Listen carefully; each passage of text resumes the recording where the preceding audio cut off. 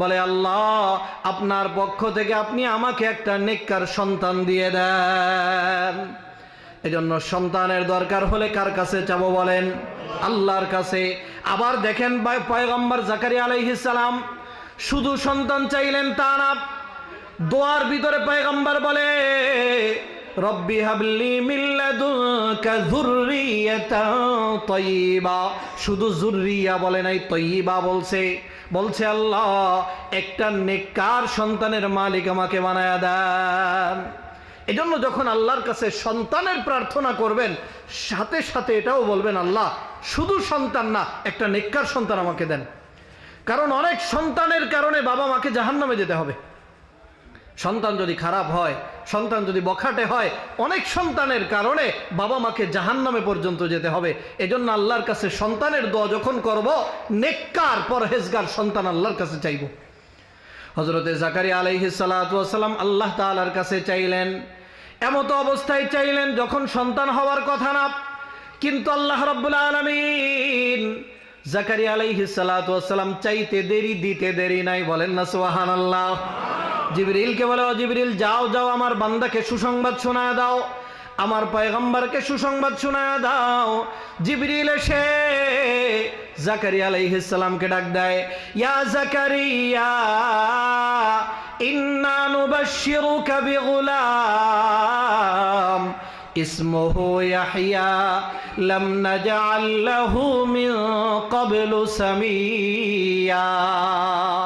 জিবরিল আমিন আলাইহিস সালাম ডাক দিয়ে বলে ও জাকারিয়া আল্লাহ তাআলা আমাকে সুসংবাদ দিয়ে পাঠাইছে। সুসংবাদ হলো আমার আল্লাহ বলে দিয়েছে তোমাকে একটা পুত্র সন্তান আল্লাহ দান করবে, বলেন না সুবহানাল্লাহ। শুধু এতটুকুই না, ও জাকারিয়া আল্লাহ তোমাকে যেই পুত্র সন্তান দিবে ওই পুত্র সন্তানের নাম কি হবে তাও আমার আল্লাহ জানায়া দিছে। নাম কি হবে জানোনি? বলে ইসমুহু ইয়াহইয়া, ওই সন্তানের নাম হবে ইয়াহইয়া, বলেন না সুবহানাল্লাহ। আল্লাহর কাছে চাইলে আল্লাহ কি করে না বলেন? ফিরায় দেয় না। তো যে কথা বলছিলাম জাকারিয়া আলাইহিস সালামের প্রসঙ্গ নিয়ে আর সামনে যেতে পারবো না। আমাদের আলোচ্য বিষয় হযরতে মারিয়াম। ওই ওনার কাছে লালিত পালিত হচ্ছিলেন, বয়স যখন 14 থেকে 15। কত বলেন? 14 থেকে 15। যখন হযরতে মারিয়াম বড় হয়েছে, সাবালেকা হয়েছে, 14 থেকে 15 বছর বয়স, একদিন গোসল করার জন্য অনেক দূরে রওনা করছে, পূর্ব দিকে রওনা করছে। কোন দিকে বলেন? পূর্ব দিকে। অনেক দূরে চলে গেছে। আগে তো আমাদের এখন যেমন টাইলস করা বাথরুম অনেক সুন্দর, এগুলির ব্যবস্থা ছিল না। কাঁচা বাথরুম, অনেক দূরে গিয়ে পর্দার আড়াল গ্রহণ করে তারপরে মানুষ গোসল করত। তো অনেক দূরে গেছে, দূরে গিয়ে পর্দার আড়াল গ্রহণ করছে। আল্লাহ তাআলা কোরআনে কারিমের মধ্যে বলেন فاتخذت من دونهم حجابا فأرسلنا إليها روحنا فتمثل لها بشرا سويا। আল্লাহ রাব্বুল আলামিন বলে মারিয়াম অনেক দূরে গিয়ে পর্দার আড়াল গ্রহণ করলেন, পর্দার আড়াল গ্রহণ করলেন, পর্দার আড়ালে গোসল করে মারিয়াম। এমন সময় আল্লাহ রাব্বুল আলামিন বলে ফাআরসালনা ইলাইহা রূহানা, আমি আমার রূহকে, আমার মূল্যবান ফেরেশতাকে আমি মারিয়ামের কাছে পাঠায়া দিলাম। জিবরিল আমিন আলাইহিস সালাতু ওয়াস সালাম মারিয়ামের সামনে এসে দাঁড়াইছে। অবস্থা কেমন? অবস্থা কেমন? হযরতে জিবরিল আমিন আলাইহিস সালাম একেবারে একজন মানুষের আকৃতি ধারণ করে হযরতে মারিয়ামের সামনে এসে দাঁড়াইছে, পুরো মানব আকৃতিতে। জিবরিল তো চাইলে নিজের আকৃতিতে আসতে পারতেন, মানব আকৃতিতে কেন আসলেন? যাতে হযরতে মারিয়াম ঘাবড়ায় না যায়, এজন্য মানুষের আকৃতি দিয়ে হযরতে মারিয়ামের সামনে পাঠায়া দিছে। কিন্তু হযরতে জিবরিল আমিন আলাইহিস সালাতু ওয়াস সালাম আসার সময় সুঠাম দেহি এক পুরুষের আকৃতি ধারণ করে আসছে। ফাতামাসসালা লাহা বাশারান সাওয়িয়া, সুঠাম দেহি এক পুরুষের আকৃতি ধারণ করে আসছে। এখন আপনারাই বলেন, মারিয়ামের মতো একটা নেককার মেয়ে, একটা পরহেজগার মেয়ে যদি দেখে গোসলখানার ভিতরে তার সামনে এক পুরুষ দাঁড়ায় আছে, মারিয়ামের অবস্থা কেমন হবে চিন্তা করেন। হযরতে মারিয়াম এদিকে ওদিকে সেদিকে না তাকাইয়া আল্লাহ রাব্বুল আলামিনকে ডাক দেয়। আল্লাহকে ডাক দিয়ে বলে ক্বালাত ইন্নী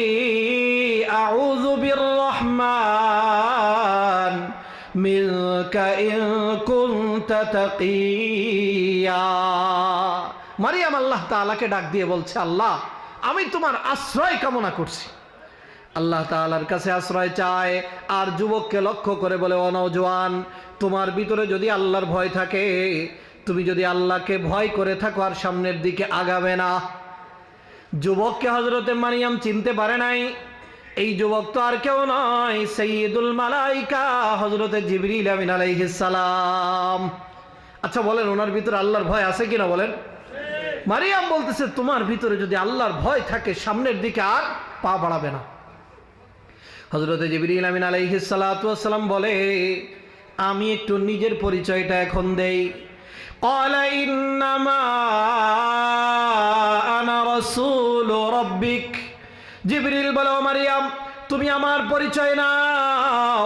আমি দুনিয়ার কোনো সাধারণ নওজোয়ান যুবক নই, আমাকে আমার আল্লাহ পাঠাইছে।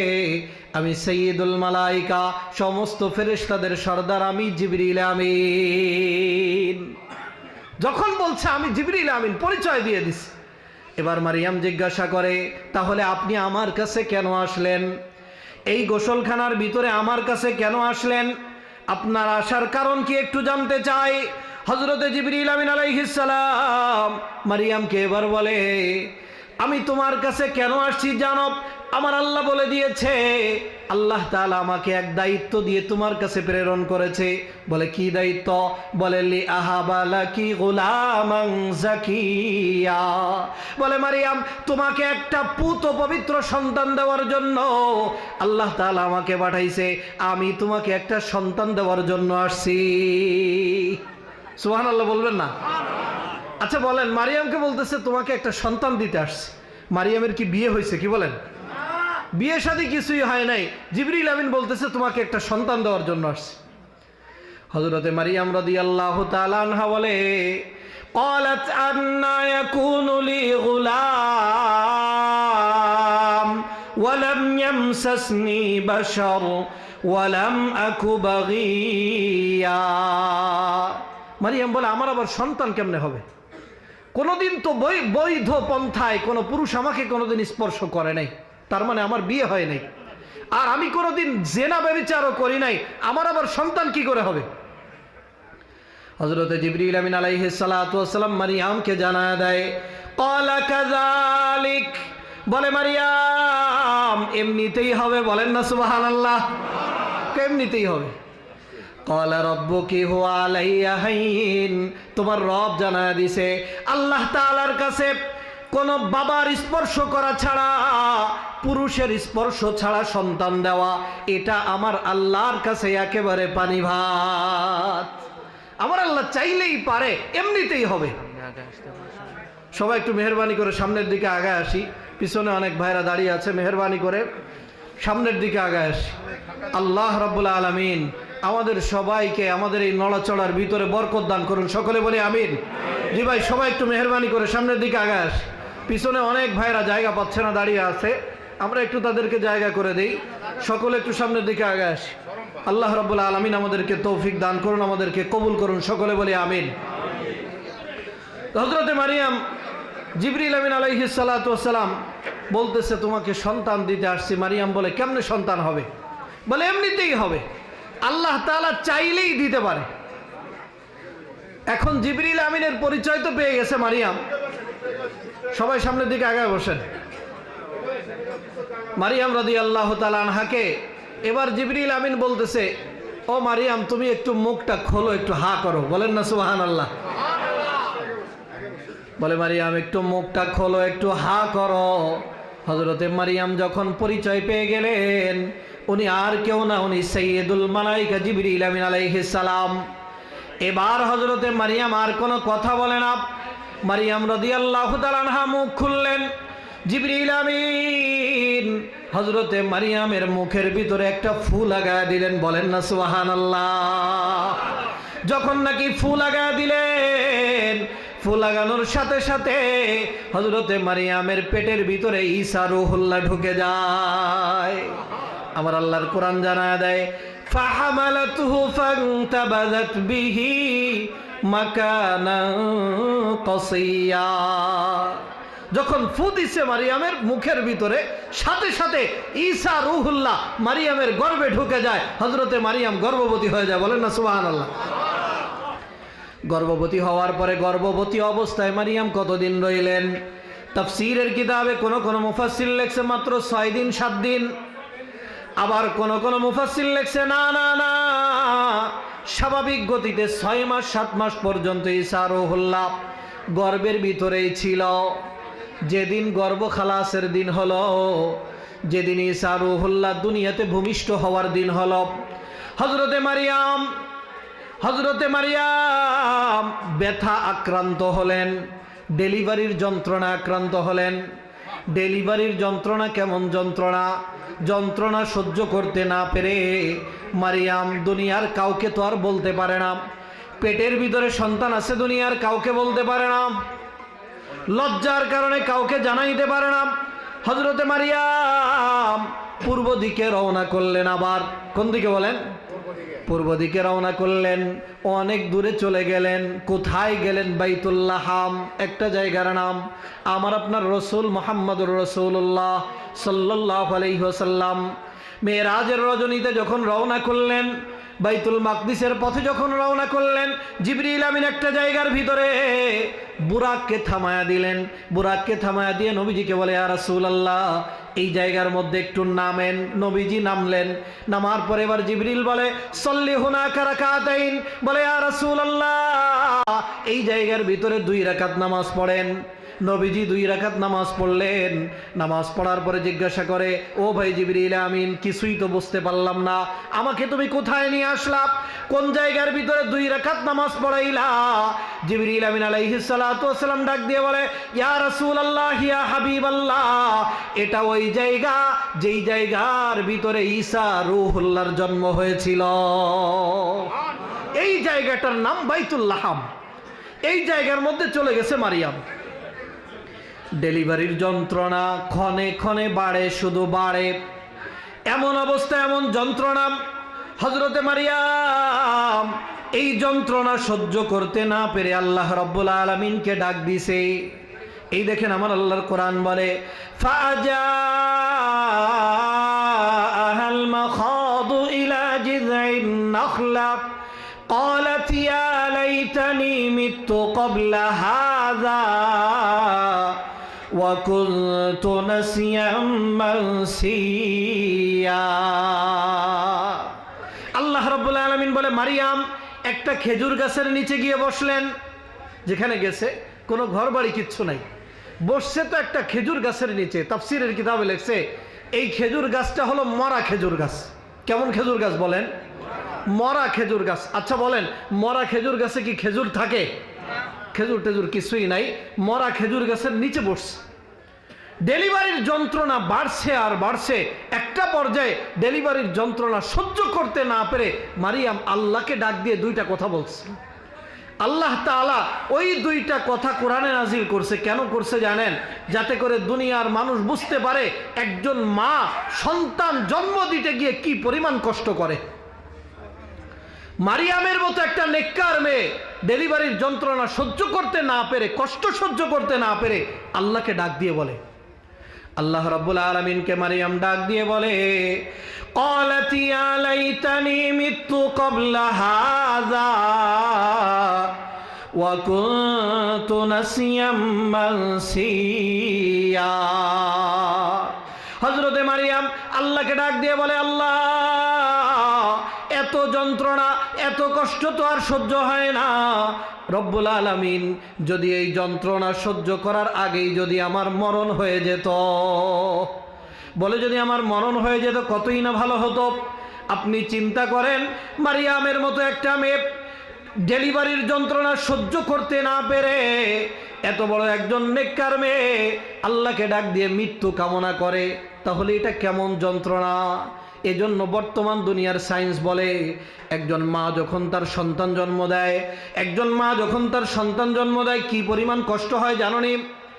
সায়েন্স বলে, বর্তমান দুনিয়ার চিকিৎসা বিজ্ঞান বলে, মা যখন সন্তান জন্ম দেয় এত পরিমাণ ব্যথা অনুভব হয়, এত পরিমাণ ব্যথা অনুভব হয়। একজন মানুষের বডি থেকে একসাথে যদি 20টা হাড্ডি ভেঙে যায়, কয়টা হাড্ডি বলেন? একসাথে যদি 20টা হাড্ডি ভেঙে যায়, যেই পরিমাণ কষ্ট হয়, যেই পরিমাণ ব্যথা অনুভব হয়, মা যখন সন্তান প্রসব করে, সন্তান জন্ম দেয়, ওই মা তার চাইতেও বেশি পরিমাণের ব্যথা অনুভব করে। চিন্তা করেন আজকে ওই মাকে কেমন করে কষ্ট দেয়। ও যুবক ভাইয়েরা, ওই মাকে কিভাবে কষ্ট দেয় একটা বার কি চিন্তা করছো? এই দুনিয়ার আলো বাতাস দেখাইতে, এই দুনিয়াকে দেখাইতে তোমার মা আমার মা কি পরিমাণ কষ্ট করেছে। এজন্য আমার রসুল বলে قال رسول الله صلى الله عليه وسلم হুমা জান্নাতুকা ওয়া নারুক। আমার রসুল বলে তোমার মা বাবা তোমার জান্নাত, তোমার মা বাবা তোমার জাহান্নাম। যদি মা বাবাকে রাজি করতে পারো তুমি জান্নাতি, যদি মা বাবার মনে আঘাত দিয়ে দাও, মা বাবাকে যদি কষ্ট দিয়ে দাও, তাহলে তুমি জাহান্নামী। নবীজি আমার মসজিদে নববীতে বসা, এমন সময় সাহাবায়ে কেরাম নবীজির সামনে এইভাবে করে বসা, এক মা লাঠির ভিতরে ভর দিয়ে আস্তে আস্তে করে আসে। নবীজি আমার বসা, যখন কাছাকাছি আসলেন, নবীজি ওই বুড়ি মাকে দেখে নিজের মেম্বার ছেড়ে দিয়ে দাঁড়ায় যায়। যখন ওই মা কাছাকাছি আসছে, বুড়ি মা, নবীজি আমার গায়ের ভিতরে, মাথার ভিতরে পাগড়ি ছিল, নবীজি পাগড়ি মোবারক খুলছে। আপনি চিন্তা করেন নবীজির মাথার পাগড়ি, আমার আপনার মাথার পাগড়ি না। নবীজি পাগড়ি মোবারক খুললেন, পাগড়ি মোবারক খুলে নবীজি জমিনের উপরে বিছায়া দিলেন, মসজিদের ফ্লোরের উপরে বিছায়া দিলেন।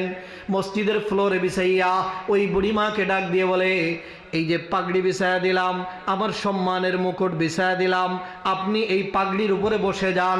সাহাবায়ে কেরাম বলে, ইয়া রাসূলুল্লাহ, কিছুই তো বুঝলাম না, কোনোদিন তো এমনটা দেখি নাই, কোন মানুষের জন্য আপনি আপনার মাথার পাগড়ি কোনোদিন খুলে বিছায়া দেন নাই।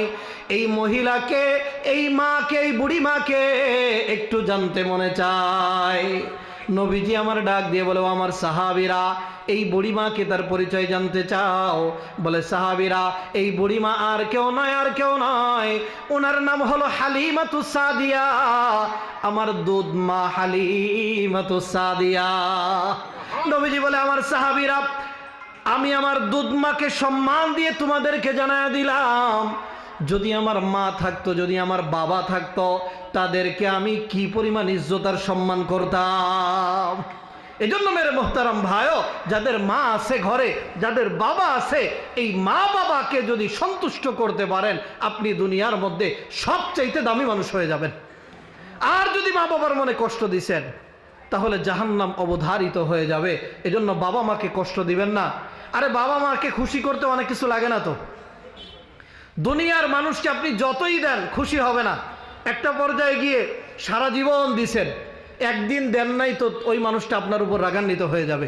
কিন্তু পৃথিবীতে দুইজন মানুষ আছে, এরা এমন এদেরকে সামান্য দিলেই অনেক খুশি হয়ে যায়। আরে বাবার সামনে, মায়ের সামনে বাজার থেকে একটা বড় মাছ কিনে এনে যদি রাখেন, বাবা মা যে কি খুশি হয়।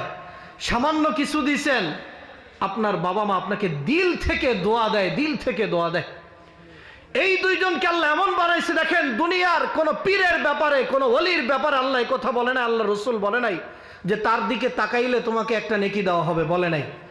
কিন্তু আল্লাহ রসুল বলছে পৃথিবীতে দুইটা চেহারা আছে, এই দুই চেহারার দিকে যদি কেউ নেক নজরে তাকায়, আল্লাহ রাব্বুল আলামিন তার আমল নামায় কবুল হজের সওয়াব লিখে দেয়।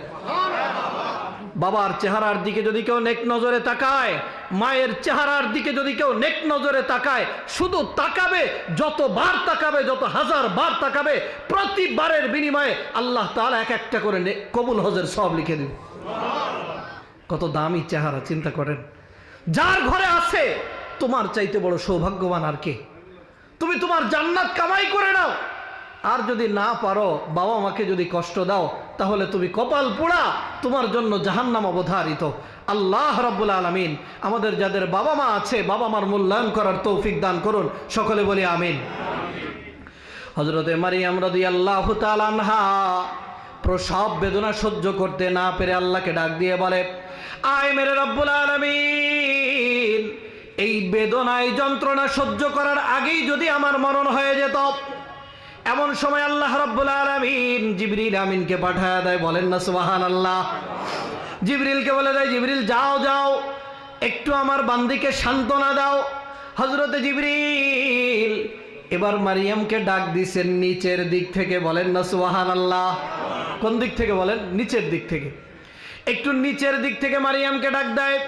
আমার আল্লাহর কোরআন জানায় দেয়, ফানাদাহা মিন তাহতিহা আল্লা তাহজানি কদ জাআলা রাব্বুকি তাহতাকি সারিয়া। জিবরিল আমিন নিচের দিক থেকে ডাক দেয়, বলে ও মারিয়াম আল্লাহ তাহজানি, টেনশন করবা না, চিন্তা করবা না, বলেন না সুবহানাল্লাহ। মারিয়াম টেনশন করিও না, চিন্তা করিও না। এবার বলে মারিয়াম একটু একটা কাজ করো মারিয়াম, একটু নিচের দিকে তাকাও। বলে মারিয়াম একটু নিচের দিকে তাকাও। হযরতে মারিয়াম যখন নিচের দিকে তাকাইলেন, এবার মারিয়াম দেখেন নিচের থেকে আল্লাহর কুদরত দেখা যায়, বলেন না সুবহানাল্লাহ। গেছে কিন্তু মরুভূমিতে, চতুর্দিকে বালি, কোথাও পানি নাই, কোথাও খাবারের ব্যবস্থা নাই। জিবরিল বলতেছে একটু নিচের দিকে তাকাও। মারিয়াম নিচের দিকে তাকাইছে, তাকায় কি দেখে? আমার আল্লাহর কোরআন বলে, কদ জাআলা রাব্বুকি তাহতাকি সারিয়া। মারিয়াম নিচের দিকে তাকায় দেখে নিচের থেকে ঝর্ণার ফোয়ারা বের হয়, পানি বের হয়।